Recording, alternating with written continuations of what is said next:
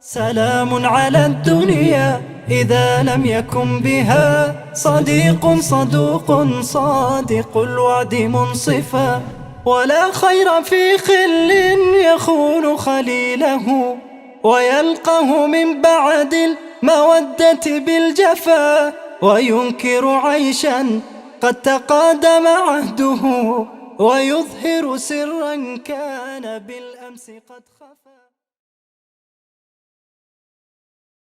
What is the ruling on a Muslim befriending a Kafir or a Fasiq or a Mubtadi? Bismillah, alhamdulillah, wassalatu wassalamu ala rasulillah. This is such an important topic and it's very essential. And what comes to mind pertaining to its importance is that it's among the discussions of the people in Jannah. It's a matter that could be means for one's ultimate success or his ultimate failure.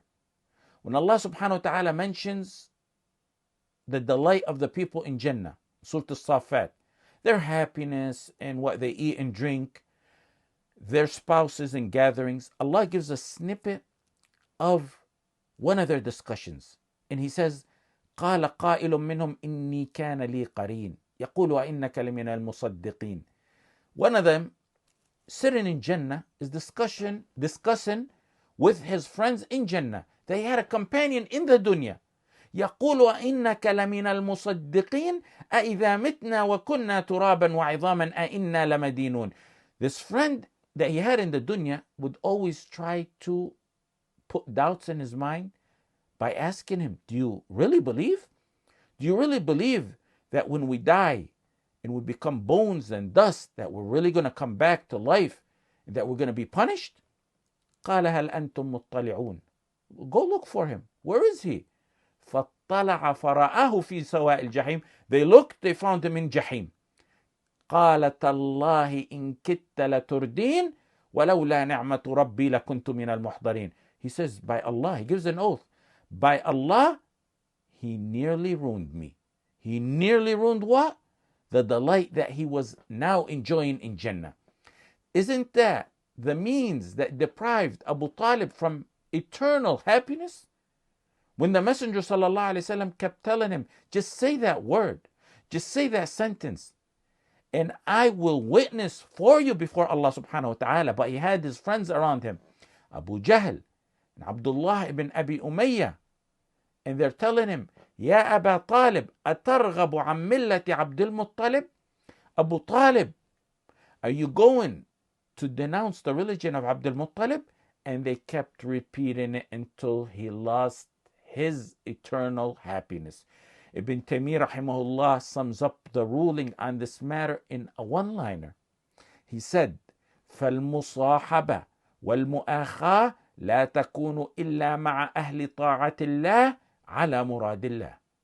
That sums up the ruling on this matter. Befriending and brotherhood are not permissible except with the people of obedience to Allah subhanahu wa ta'ala, and only in accordance to what Allah subhanahu wa ta'ala wants. And let me give 3 quick points on this matter. It's not permissible by ijma' to befriend a fasiq or mubtada or kafir for their fisq or kufr or for their bid'ah. Allah subhanahu wa ta'ala said, وَلَا تَرْكَنُوا إِلَى الَّذِينَ ظَلَمُوا.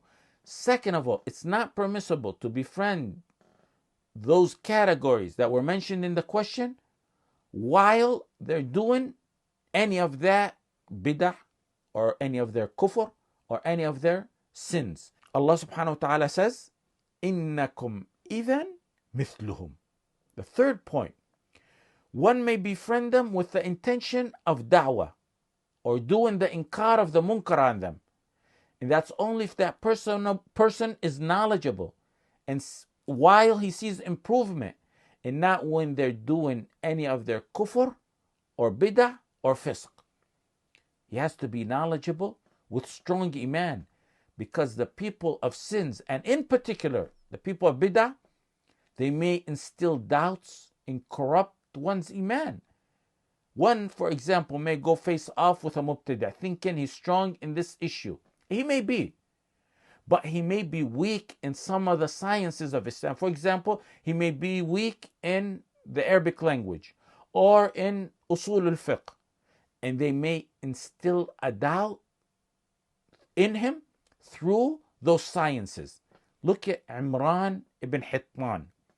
He transmitted a hadith from some of the Sahaba like Aisha, and Abu Musa al-Ash'ari, and Ibn Abbas radiallahu anhum, and some of the Tabi'een, but he was among the leaders of the Khawarij during his time, and he didn't start off like that. He actually started off on the righteous path. He married a Kharijiyya, a woman from the Khawarij, thinking he can win her over. When the opposite happened, she won him over. When one feels or sees that it's most likely that his inkar of the munkar is not helping, and that his inkar of the munkar is not beneficial, then that is a point where one should abandon the friendship. Some of the Maliki and Shafi'iyya said sitting with the Fasiq, inasan lahum, meaning to keep them company, is a sin. And I don't believe they were meaning that it was in the context of while they were committing sins, but in general settings. Distancing oneself is not just to be safe from them, but it's also a form of reprimand.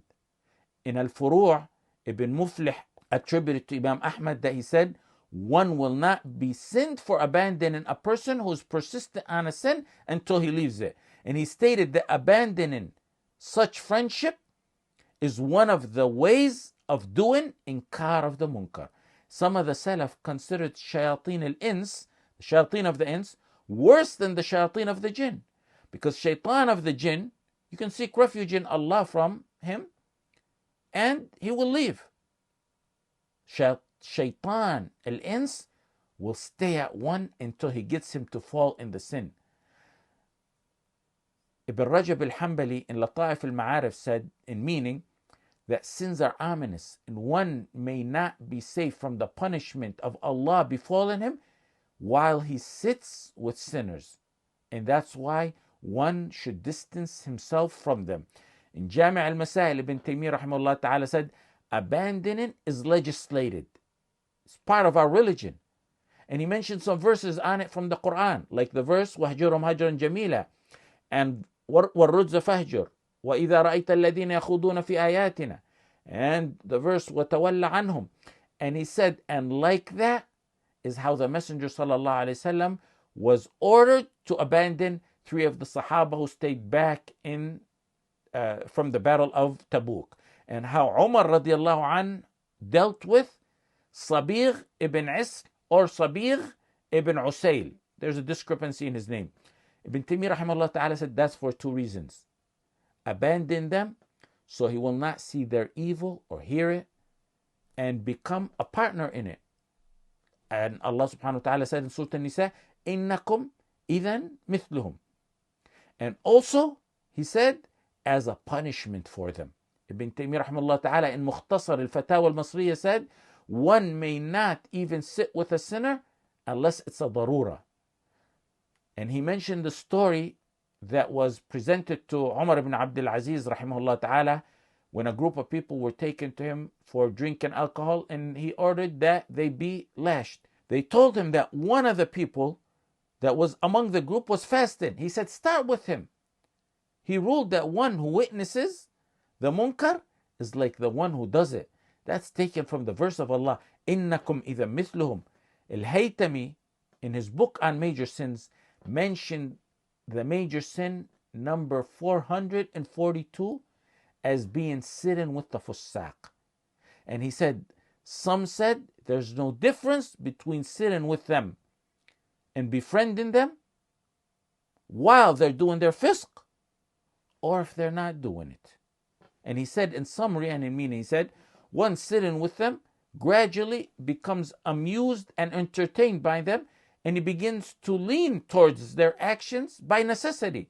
And he said, sitting with them over time will cause one to be inclined to them and to like them and to imitate them. In Jami' al-Masail, Ibn Taymiyyah rahimahullah ta'ala mentioned that sometimes one is forced into mu'ashara, into what's similar to befriending. And he said that may be exempted unless it's going to affect his mind or his deen. What he means, example like this is like the parents. Some may have parents who fall into major sins or into bid'ah, like alcohol, for example, wal-'iyadhu billah, or some may fall into rituals of shirk. So there's a forced bond there. There's a forced friendship there because Allah subhanahu wa ta'ala says, وَصَاحِبْهُمَا فِي الدُّنْيَا مَعْرُوفًا. But what Ibn Taymiyyah is saying is that if there's a forced bond and it may affect one's religion, then one should abandon them. And they should abandon them in such relationships to the extent that they preserve their deen. And just as one should distance himself from Fasiq and Kuffar and Mubtadi', one should draw himself near to those that he sees are righteous and remind him of the Akhirah. Sitting with them, spending time with them, taking their advice, giving them advice. Even nations before us knew and held on to this rule. In the famous story of the man from Bani Israel who killed 100 people, when he asked the alim, when he asked the knowledgeable person, the alim, the knowledgeable person told him, go to such and such land. There you will find devoted ubbad, devoted people who worship Allah subhanahu wa ta'ala. Join them in their worship and don't come back to your land because it's an evil place. He wanted him to go to an area where he has righteous surroundings. Allah subhanahu wa ta'ala said, وَلَا تَرْكَنُوا إِلَى الَّذِينَ ظَلَمُوا فَتَمَسَّكُمُ النَّارِ. Al-Qurtubi rahimahullah ta'ala said such a beautiful statement commenting on this verse. He said, this is proof on abandoning the people of kufr and sins like the people of bid'ah and their likes. In meaning, I'm giving it to you in meaning, because their friendship is kufr or a sin. Their friendship only comes from mawaddah. This is such an important statement. Friendship, prolonged friendship, unless it's for darura or ikrah or inkar of the munkar, that friendship negates or puts a deficiency in one's wala and bara by having mawaddah for them. He said, إِذِ الصُّحْبَ لَا تَكُونْ إِلَّا عَنْ مَوَدَّةٍ. Friendship only stems from mawaddah. And as to befriending the mubtadi'ah, they generally speaking have a worse effect on an individual and on manipulating an individual more than the other two categories that we've been mentioning. That's befriending them or even merely sitting with them for moments. So imagine those who recommend them and take from them. Even if they may have at times some haqq, they still should be shunned.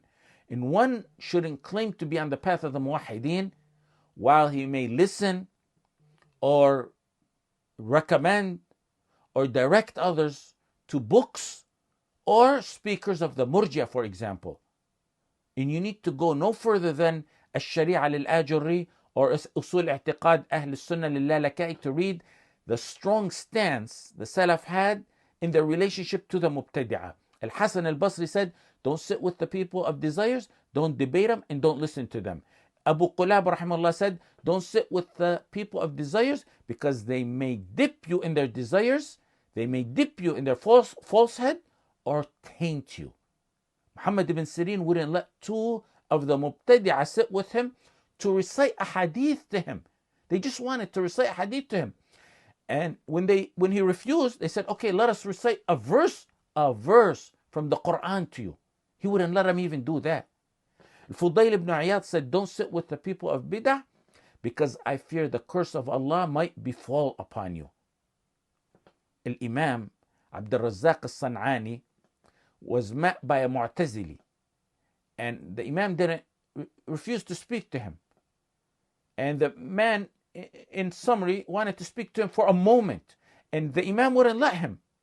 He said, because my heart is weak and religion is not a game for the winner. It's not, you don't go by, it's not like a wrestling match. You go by who wins. And if these Imams feared over their deen, what do we say today? Muhammad ibn Nadr al-Harithi and al-Dhahabi said, Whoever listens, they were very similar, the statements they said. Whoever listens to a person of bid'ah, knowing what he's saying, will render them free from the guardianship and protection of Allah subhanahu wa ta'ala, and they will be on their own. The hearts are weak, and the shubha and doubts may sweep one off their feet at times. Ibn Rajab and al-Dhahabi said, pertaining to Ibn Aqil al-Hanbali, they said he used to go to the Mu'tazila and learn from them or sit with them. And they warned him not to go until he ended up falling in their trap and he became affected by some of their deviance and some of the qualities and attributes of Allah subhanahu wa ta'ala. In the hadith in Sahih al-Bukhari and Muslim, إنما مثل الجليس الصالح والجليس السوء كحامل المسك ونافخ الكير فحامل المسك إما أن يحذيك وإما أن تبتاع منه وإما أن تجد منه ريحا طيبة ونافخ الكير إما أن يحرق ثيابك وإما أن تجد ريحا خبيثة. The Messenger ﷺ gave the example of a good friend and an evil one. And he said the good friend is like one who carries the musk. The evil one is like the one who blows in a pair of bellows. The one who carries a musk, what do you get out of him? He either gives you perfume or you buy some perfume from him. The least of it is that you'll get a good smell from him. The evil friend is like the one who blows in a pair of bellows, and he'll either burn your clothes or the least of it, you get a bad smell from him. The summary of the hadith is that the Messenger ﷺ is telling you good friends will affect you positively and evil friends will affect you negatively. If one who befriends Fasiq doesn't follow in their footsteps, then over time it will diminish the magnitude of the sin in his eyes. Ibn al-Jawzi and Sayyid al-Khatir said, I've seen nothing more harmful to a believer than mingling with those who are not good. Their nature is absorbing. It steals you. What he means is it'll swipe you off your feet. They will absorb you in their evil without you perceiving it. And if one doesn't start acting like them, Ibn al-Jawzi said, the least of it is with having such friendship, it will stall one from doing good. With friendship of the righteous, you will add purity to your heart. And if there is no righteous people in your area, then your purity will come from your seclusion with Allah subhanahu wa ta'ala. A pure muwahhid or muwahhida shouldn't take their precious moments with a kafir or a fasiq or a modernist or a murji, alleging that they need to socialize. In the prison interview with Shaykh Walid al-Sinani, Fakkallahu Asra, he said he loved his seclusion. Most who don't know about prison, may Allah subhanahu wa ta'ala save you all from it, when you're in a cell 24 hours a day and they tell you get ready, you have a few moments to get ready, you're going to the medical clinic or you're going to recreation, you love to go. Even though you're in shackles and cuffs, you love to go. You love to go to change the scenery, even though it's going from gray cemented walls to another set of gray cemented walls. Shaykh Walid al-Sinani said he loved his seclusion. When the interviewer asked him if he was forced, he said he didn't want to be in the interview. He didn't want to leave his cell. He'd rather be in his cell. And he, for those who don't know, Shaykh Walid chose solitary over the general population. He didn't want to be in general population. And many fight and struggle to be removed from segregation so they can be in general population. What was more astonishing for me in that interview is when he told the interviewer, when they call me out for meetings, like what he meant is for something similar to the interview that he was going through, or when they call him out for questioning, or what they have in prison as called al-munasaha. He said, when I return to my cell, I remain distraught and unwell for days. Do you know why? He's so pure. He's pure in his seclusion. Simple words or the mere sight of those munafiqeen he sees disrupt that purity. The purity he attained in his seclusion. and he needs days to recover from what tainted him. If you can't find friends, stick to seclusion. Or befriend those who died by living and reading their seerah. Allah subhanahu wa ta'ala said, Ya ayyuha alladhina amanu attaqullaha wa kunu ma'as sadiqeen. A command from Allah for the believers to fear Allah and to be with who? With those who are truthful. When the mushrikeen approached Rasulullah sallallahu alayhi wasallam to befriend him, so long as he's not around people like Bilal and Ammar and Suhaib and Khabbab and Ibn Mas'ud, the weak and unfortunate, Allah subhanahu wa ta'ala said, وَلَا تَطْرُدِ الَّذِينَ يَدْعُونَ رَبَّهُمْ بِالْغَدَاةِ وَالْعَشِيِّ. Then he ordered him to befriend those like Bilal and Ammar. وَاصْبِرْ نَفْسَكَ مَعَ الَّذِينَ يَدْعُونَ رَبَّهُمْ بِالْغَدَاةِ وَالْعَشِيِّ يُرِيدُونَ وَجْهَهُ وَلَا تَعْدُ عَيْنَاكَ عَنْهُمْ تُرِيدُ زِينَةَ الْحَيَاةِ الدُّنْيَا وَلَا تُطِعْ مَنْ أَغْفَلْنَا قَلْبَهُ عَنْ ذِكْرِنَا وَاتَّبَعَ هَوَاهُ وَكَانَ أَمْرُهُ فُرُطًا.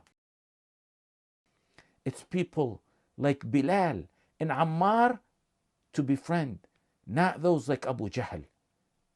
Allah subhanahu wa ta'ala in many verses deterred from befriending those who are evil. فأعرض عمن تولى عن ذكرنا وإذا رأيت الذين يخوضون في آياتنا فأعرض عنهم وقد نزل عليكم في الكتاب أن إذا سمعتم آيات الله يكفر بها ويستهزأ بها فلا تقعدوا معهم. The Messenger sallallahu alaihi wasallam was ordered to befriend those who are righteous, and sometimes they asked for it.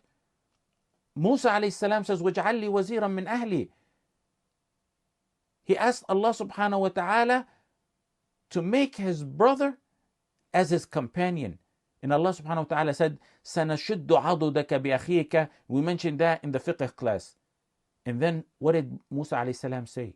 قَالَ رَبِّ إِنِّي لَا أَمْلِكُ إِلَّا نَفْسِي وَأَخِي فَافْرُقْ بَيْنَنَا وَبَيْنَ الْقَوْمِ الْفَاسِقِينَ. Separate us, part us from the people who are fasiqeen. Ibrahim alayhi salam said, I will leave you, I will withdraw from you, I will distance myself from you. وَأَعْتَزِلُكُمْ وَمَا تَدْعُونَ مِن دُونِ اللَّهِ. And then what did he say? وَقَالَ إِنِّي ذَاهِبٌ إِلَى رَبِّي سَيَهْدِينِ. I'm going to my Lord. When he sought seclusion from the bad companionship, Allah granted him with a blessing. The blessing of Ishaq and Yaqub, and both of them were prophets. فَلَمَّا اعْتَزَلَهُمْ وَمَا يَعْبُدُونَ مِن دُونِ اللَّهِ وَهَبْنَا لَهُ إِسْحَاقَ وَيَعْقُوبَ وَكُلًّا جَعَلْنَا نَبِيًّا. Your sacrifice to Allah will not go unrewarded in dunya and akhirah. He secluded himself from bad companionship. Allah blessed him with Ishaq and Yaqub, and both were prophets. Allah subhanahu wa ta'ala in the Quran honored the dog for befriending muwahideen.